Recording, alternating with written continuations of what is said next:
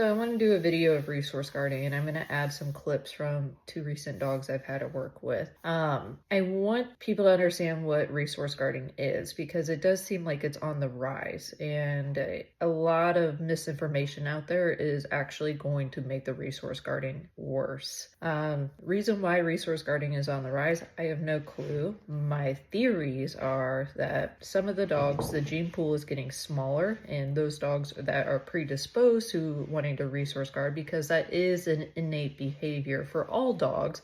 Some dogs it's just highlighted a little bit more than others, is when the gene pool is smaller, certain behaviors become highlighted. They become a little bit more intense, just because you don't have the variety that you used to have. Another thing is I think it's society. It really is, and I would say that's what has caused. It's a little bit of genetic and a little bit of behavioral reinforcement. And what I mean by that is we live in a society now that views dogs as kids. Most of the USA. I'm going to just speak on the USA because I know the Europe has some issues, but it doesn't seem to be the degree that the US has. And what happens with that is that you'll see dog trainers be like, it's very disrespectful to treat your dog like a kid and whatever. And I don't think people understand what we mean by saying that. And what we mean by saying that is that the dog was bred to be a dog, and majority of the dogs out there were bred to have a job at some point. While technology has essentially erased those jobs for said dogs, I mean, majority of them, I mean, there's some herders out there that still use them, right?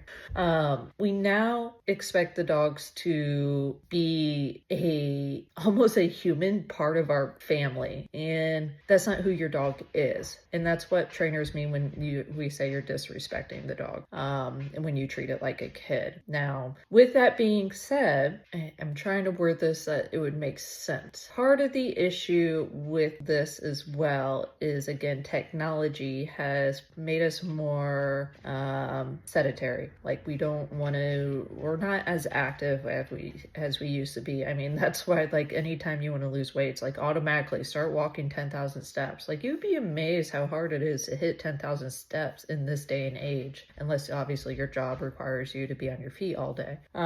It's pretty difficult. I've tried it, and I mean, I'm on my feet all the time, and the days that like I take off, like I'm not even halfway to 10,000 steps. Like I'm like catching up on office work, or like, oh, I want to binge watch TV or something. Yes, you need those rest days, but like it's hard. And 90% of the dog breeds out there weren't bred to be couch potatoes, right? So there's a double factor there. We spoil them to death. We have zero boundaries. We pretty much hug them, love on them, blah, blah, blah, give them treats, toys unlimited. And then we don't give them any kind of outlet. We never allow them to be a dog. And when we do that, we really take away from who our dog could actually be. So those are the underlying behavior problems for most behaviors. Now, resource guarding falls in that department. It is a innate behavior, like I said. However, resource guarding can be like really, you can really intensify it if you don't know what you're doing. So it starts with boundaries and guidance. Like, so the dog resource guards because either A, they find so much value in that item because whatever in them, like maybe it's poor nutrition or something, or like we need this, right? So they're gonna guard it with their life. B, it is something that we've taken away, like we've just created this association, like, oh, you're not allowed to have that. We take it away all the time. We trade them for what we think is as valuable as well. And the dog's like, what the hell? And we actually add more value to said item. So resource guarding is essentially the fear of losing an item, okay? And the dog is willing to guard against it to have it like to possess it, okay? There are some dogs, and it's few far between, that just find resource guarding a job, like it's a job for them, and they will pick and choose just random crap to resource guard. I had this with a Caucasian Shepherd years ago, and that's a pretty scary one because you never know when it's going to happen. If you have that kind of type of resource guarding, you really need to get a professional involved and kind of figure out what you can do for that dog. But again, the dog created that job because he was probably bored. Now, how to go about resource guarding. If we're talking strictly food, Wyatt, do you have a toy? Can I see? Thank you. Sorry, have wolf dogs, they said. So anyways, to fix resource guarding, especially if it comes to food, it is not to make that food more valuable by hand feeding, because you're now building frustration because you're not letting the dog eat in peace or putting your hand in the food bowl, anything of that sort. You're actually going to make resource guarding worse. You're also going to make it worse if you start demanding some weird freaking obedience while the dog is eating. Same with the bones and stuff. Like, if you give your dog something that you like, hey, this is intended for you to have, don't be an Indian giver and take it back, right? Let the dog have it. And then at the end, the rule of the game is you're not allowed to bite me or be a dick when I want to take it away when you're done, when the dog is actually done, all right? Now, if you have that dog that's going to be a dick after you take it away, that means you need to work on your relationship and cooperation. And how we go about that is generally teaching drop it through play, where the dog is in a high arousal state of mind and they're learning drop it and to listen while in that high state of arousal of mind. And with that, you're building the trust that you're not always taking the item away. It's just, it's a really cooperation, and hey, you have to do it at that point. But you have to teach it during play. You cannot teach it over the item. If you teach it over the item, you're going to create a lot of resentment and energy and frustration there, and that can actually explode later. It may work for you like for a month or so, and it could explode right in your face a couple months later. Because I see that all the time. Like, the dogs are just corrected to crap to like give up the item, and the dog's like, and then they're like, okay, like nothing happens for a couple months, and it's like you do it again, and the dog's like gonna eat your face, right? So that is not the way either. You have to teach the cooperation, the drop it, leave it, whatever you want to use separate, and generally using play is going to be the best way to go about that, all right? Just because that builds a communication language, it builds an agreement, it builds, you are able to show them like what you're wanting, all that good stuff.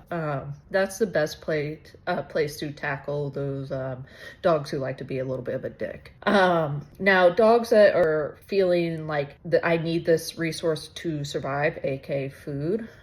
Generally, I always tell the owners to start looking at the nutrition that they're feeding their dog. Make sure your dog's getting the proper nutrition. Not all dog foods are going to work for your dog. You have to find the right one that works for that specific dog. Like, I just had a dog here the other day. She was stunning American Bulldog, and she's on kibble and bits. And the owner asked me, like, I know it's not good dog food, but like, do you have any recommendation? I looked at the dog. I'm like, in all honesty, like, yeah, it's not a good dog food, but she looks amazing. Like, I wouldn't change it. So if you find that your dog's like coat is like dusty, crusty, scratching a lot, burping, having runny poops, any of that crap, like if your dog just doesn't have a shiny coat or doesn't look good, you probably should look into the food, and changing the food and finding the right food that's going to work for your dog, especially if that's a resource guarder, because they feel like they need those vitamins. Just like when we get hangry, we feel like we need that food to fulfill, like there's something inside our brain that's like, you need this right now, like salty, sweet, whatever.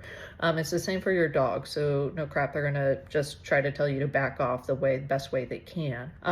So address the nutrition there. And then as far as the food, I have two rules for my dogs when I eat, because I don't dick with them when they're eating. Again, I have wolf dogs, and I used to do Caucasian Shepherds all the time. The dog has to wait for me to give the food bowl. I don't make them sit or anything. It's just wait, and then some kind of eye contact, and then okay, go eat. Now, what this allows to do, this kind of keeps that energy at a lower threshold, so you're able to manage it and keep everyone safe. So how I teach at is I have a leash, and you'll see in one of the videos I'm going to add, I have a leash on the dog, and I'm able to keep them back or safely away from me. And I put the bowl down, and dog goes after the bowl. No, I pop back on the leash, like make them wait. And then once they they stop, like, because they're in practice this like 20 times until they're like, okay, mom's not gonna let me go.